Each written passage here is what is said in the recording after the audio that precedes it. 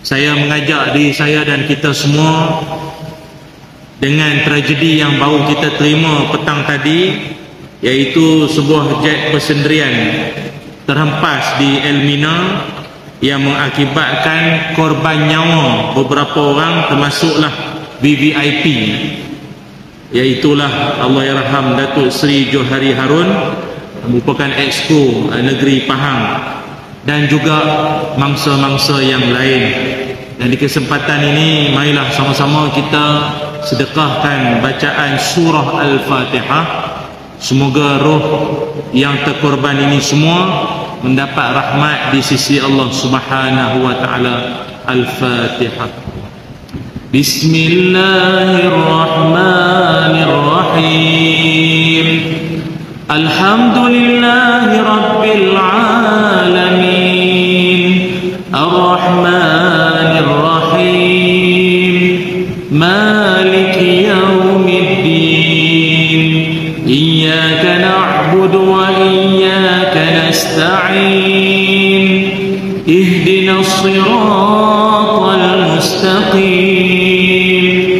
Siratal ladzina an'amta 'alaihim ghairil maghdubi 'alaihim waladdallin. Allahumma ighfir lahum warhamhum wa'afihim wa'fu anhum. Amin ya rabbal alamin. Tuan-puan yang dirahmati Allah sekalian, kita bila tiap kali bila mendengar berita-berita yang berkisarkan kematian secara tiba-tiba seumpama ini, ataupun berita kematian secara mengejut ini, kita harus sedar bahawa kata para ulama, antara tanda-tanda bila dunia dah nak kiamat, kematian secara tiba-tiba, kematian secara mengejut itu akan berlaku berleluasa. Mati secara tiba-tiba, maknanya malam tadi kita bersembang dengan dia, atau mungkin tadi bergerak tawa dengan dia, sembang gelak cerita itu cerita ini, tahu-tahu petang nanti, malam tadi, esok pagi dapat berita dia dah meninggal. Dalam hati kita, baru malam tadi aku sembang dengan dia, baru tadi jumpa dia tadi. Kalau orang tu dah terlantar di hospital, sakit berbulan-bulan, bedridden lah apa kan, jadi kita wire keluar masuk, jadi kita pun macam, bukanlah kita dah boleh agak dia mati bila, tapi kesediaan kita nak menerima berita pemergian tu macam dah ada, dah boleh standby. Tapi jenis meninggal mengejut macam ni memang sedih tuan-tuan. Sebab itu ada dua faktor mati mengejut bila dunia dah nak kiamat ini. Pertama sekali, yang kita, kalau saya tak sebut pun tuan-tuan semua sedia maklum lah. Pertama sekali, iaitu berkait tentang soal masalah jantung. Masalah jantung, serangan jantung. Tu yang kadang tidur, pagi esok rupanya dah tidur selamanya pun ada. Itu kadang semua jantung. Jadi tuan-tuan, makan kena jaga, exercise pun jaga. Tapi guys, saya tengok sekarang ni ada trend orang malam-malam dia tidur, malam juga dia jogging, malam juga dia exercise. Jantung tu kalau ikut nak rehat tu, dia tak tahulah, mungkin dia ada mazhab, dia ikut pulang lah. Tapi jantung kena jaga. Tapi macam biasalah tuan-tuan, kalau kadar masalah jantung banding laki-laki dengan perempuan, orang laki-laki lah, kalau dalam setahun orang laki-laki hampir 12,000 purata laki-laki meninggal masalah jantung, berbanding dengan perempuan hanya 8,000 setahun. Orang laki-laki dia banyak memendam, bini dia pun makmum dia simpan lah jantung. Orang perempuan tak ada, dia tak puas hati, situ juga dia bagi, itu yang dia tak ada masalah jantung. Paling-paling pun mulut je lah ada ulcer, banyak sangat cakap, tergigit, itu jadi mata ikan, ulcer. Yang kedua, banyak punca mati mengejut, iaitulah melibatkan kemalangan. Kita Malaysia, kalau dalam dunia ini, kalau tak salah saya baca dalam satu research tu, dalam dunia kita negara yang ke-49 kadar kemalangan paling tertinggi di dunia, nombor 49 kalau tak silap saya. Tinggi juga lah tu, 49. Dan paling tinggi sekali penunggang motosikal lah. Kan, menyelik sana menyelik sini macam. Dan kita tak nafilah juga, selain daripada motosikal ataupun kereta, kapal terbang, helikopter yang terempah ni pun, apa pun bagi saya, kita sebagai orang Islam berdoalah pada Allah, sebab mati mengejut ni dia disebut sebagai mautul faja'ah. Apa makna mautul faja'ah? Mati secara tiba-tiba. Macam ni ya. Semua yang mangsa-mangsa ni tahukah dia akan meninggal di situ? Dia meninggal dalam keadaan apa, dengan cara apa, dia pun tak tahu, kita pun tak tahu. Jadi nak tak nak, doalah pada Allah. Mautul faja'ah, mati secara tiba-tiba. Kalau itulah kita, semoga mati secara tiba-tiba itu adalah tuhfatul mu'min, hadiah orang beriman.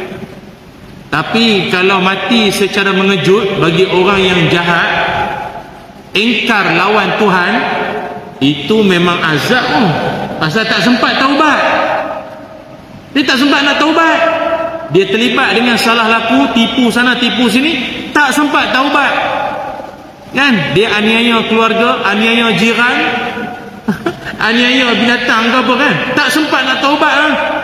Jadi yang masih diberi peluang hidup ni, kena ingat setiap saat itu adalah mungkin saat-saat terakhir.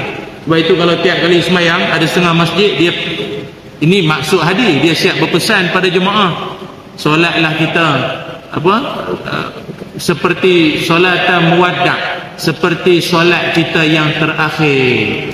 Macam semayang Isyak kan, tuan-tuan semayanglah seperti semayang yang terakhir. Baru dia khusyuk sikit, tak ada melilau mata menengok lampu, tengok ahli jawatan kuasa surau majlis semua, tak ada.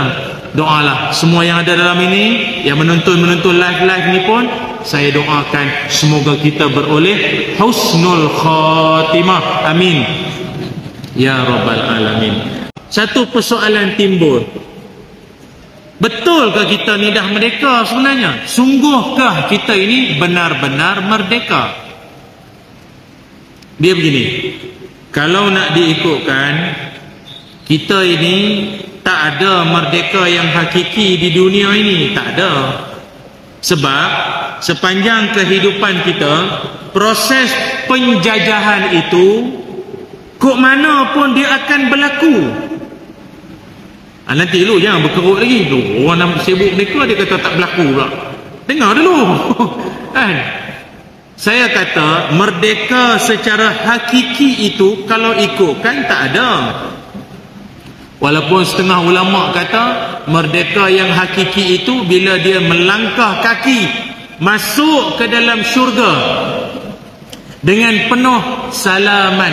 Allahumma antas salam wa minkas salam wa ilaika ya'udus salam fahayyina ya Rabbana bisalam wa adkhilnal jannata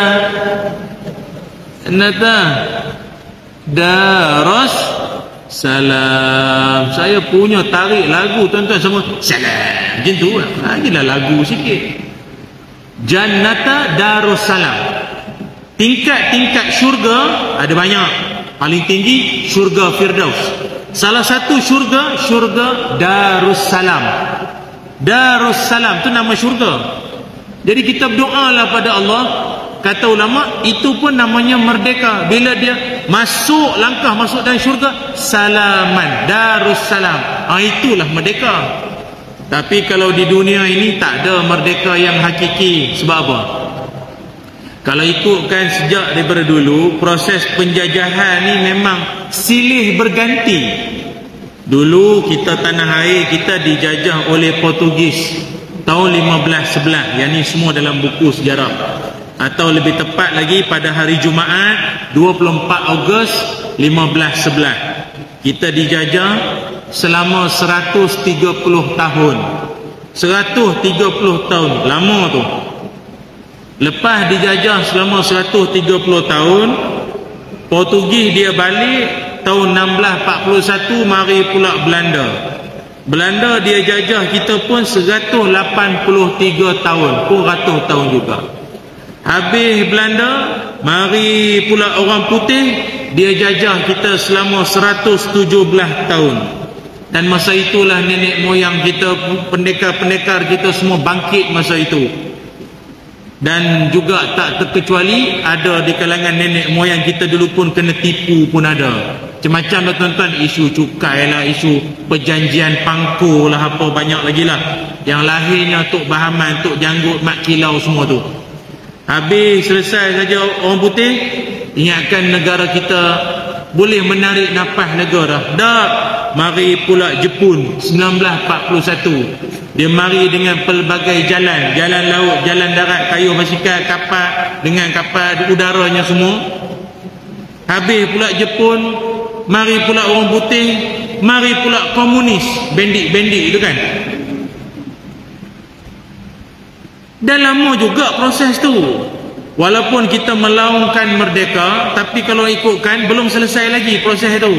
Walaupun penjajah sudah balik, tapi seolah-olah ada bekas-bekas tangan dia masih lagi ada di sini. Dia kontrol dari jauh. Panjanglah cerita, tapi tak apalah, mungkin tu jauh sangat. Adik-adik kita ni pun tengah-tengah, ustaz ni cerita Avenger ke apa pula ni. Tak pernah dengar pula nama-nama ni. Tak apalah dia, jauh sangat. Ustaz pun tak sempat zaman tu boleh cerita lah. Kita juga telah pun dijajah oleh, bukan orang, oleh coronavirus. COVID-19 pun jajah kita. Mau tak kena jajah? Sampai askar, sampai polis, doktor, semua pakai topeng. Betul tak? Pakai face mask. Semua duduk dalam rumah, terkurung dalam rumah, tak bebas. Betul tak? Tak boleh rentah negeri, rentah daerah, rentah pun tak boleh. Kan? Pakai gelang pink, orang tengok macam zombie. Kadang tu dia bukannya kena COVID, suspek. Tak payah suspek ah. Musim COVID kan, orang bersin pun kita takut tengok. Ini wabak-wabak. Sampai kita yang nak bersin tu cancel. Esok je lah. Simpan esok je lah aku bersin. Kan nanti dia orang tuduh aku bawa wabak pula. Hidup macam terpekung kan, tak bebas. Jadi kita kena jajah ada dengan COVID, kena jajah juga dengan COVID. Habis COVID pula, Nabi sebut nanti dunia dah nak kiamat, mari pula makhluk namanya Dajjal. Dajjal mari jajah kita. Betul tak? Dajjal jajah kita. Habis Dajjal dibunuh adik Nabi Isa, mari pula Ya'juj wa Ma'juj jajah kita. Bilanya merdeka tu? Jadi betul lah tajuknya, merdekakah kita? Ataupun tak apalah, jauh sangat tuan-tuan. Dalam masjid ni, siapa yang berani boleh angkat tangan. Dia kata, Alhamdulillah Ustaz, selama saya hidup ni, setan tak pernah ganggu saya. Jadi saya selamat daripada penjajahan setan. Ada boleh mengaku macam tu? Betul? Tak apalah, mungkin setan makhluk tak nampak. Ada orang, jangankan kata dijajah setan ke COVID makhluk tak nampak ni, cukuplah dia juga telah dijajah oleh handphone.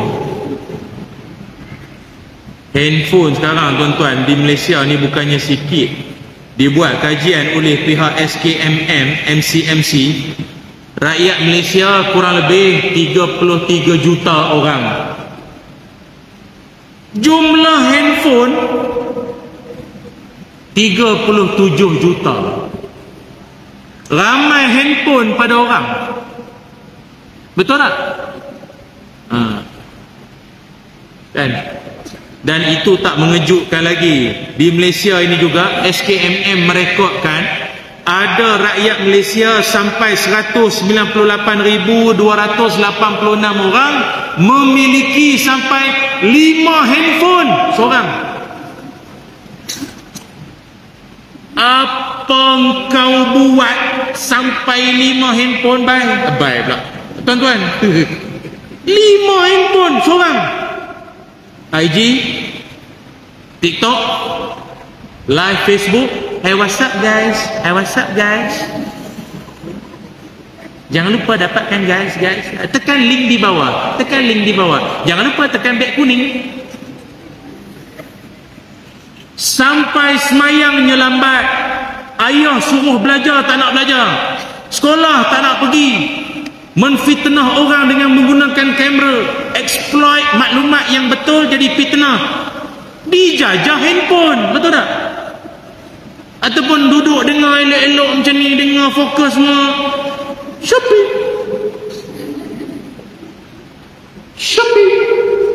Kuat sikit. Tengok fokus aja.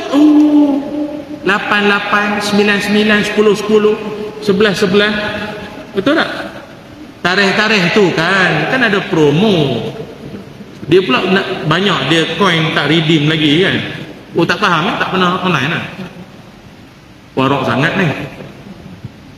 Jadi tuan-tuan, tajuk kita malam ni, merdekakah kita? Ni persoalan dia. Secara seremonial, ya, kita merdeka. Tetapi kalau secara hakikinya kita tengok realitinya lah, berpijak di bumi nyata je lah. Tepuk dada, tanya diri masing-masing lah, adakah benar kita sudah merdeka? Habis tu ustaz, yang dilaungkan oleh nenek moyang kita dulu-dulu, merdeka tu apa maknanya? Dari satu sudut, patutlah ejaan merdeka itu, kalau tengok masa apa tu, acara Gilang Gemilang, Tunku Abdul Rahman melaungkan merdeka tu kan, tulisan merdeka itu ditulis atau dieja dengan tulisan Jawi. Mim ra dal ya kaf alif, merdeka. Rupanya pada setiap huruf-huruf yang membawa sebutan merdeka itu ada makna dia, akronim dia. Mim, ra, dal, ya, kaf, alif. Mim mengikut, ra Rasul, dal dan ya yakin, kaf kepada, alif Allah. Mengikut Rasul dan yakin kepada Allah.